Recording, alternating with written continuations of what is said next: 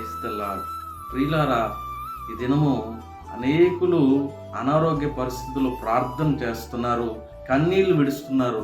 కానీ వారు స్వస్థపరచబడలేకపోతున్నారు. ఆ ప్రార్థన దేవుడు కూడా వినడానికి ఇష్టపడట్లేదు. ఎందుకంటే వారు స్వస్థపరచమని అడుగుతున్నారు, ఏదేదో కావాలని అడుగుతున్నారు. కానీ బైబిల్ గ్రంథంలో చూసినట్లయితే హిజ్కియా ఒక ప్రార్థన చేశాడు. హిజ్కియా మరణకరమైన రోగంగా ఉన్నప్పుడు హిజ్కియా గోడ తట్టు తిరిగి ఆయన కన్నీళ్లు విడిచి రెండే రెండు ముక్కలు ప్రార్థన చేశాడు.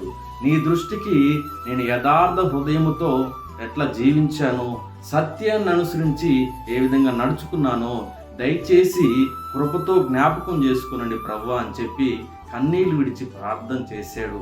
ఆ ప్రార్థన వెంటనే పరలోక సన్నిధికి చేరి ప్రభు విని వెంటనే హిజ్కియాకు 15 సంవత్సరముల ఆయుష్ను పొడిగించినట్లుగా మనం లేఖనంలో చూస్తున్నాం.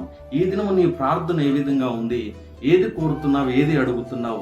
నీ సమస్య కొరకు నువ్వు ప్రార్థించేటప్పుడు నీ ప్రార్థనలో యథార్థత కనిపించాలి, నీ జీవితంలో యథార్థత కనిపించాలి, నీ భక్తి జీవితంలో యథార్థత కనిపించాలి.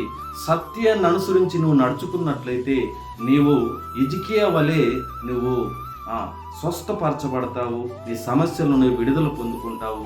హిజ్కియా వలె నువ్వు ప్రార్థించమని దేవుడు నిన్ను ప్రేరేపిస్తున్నాడు.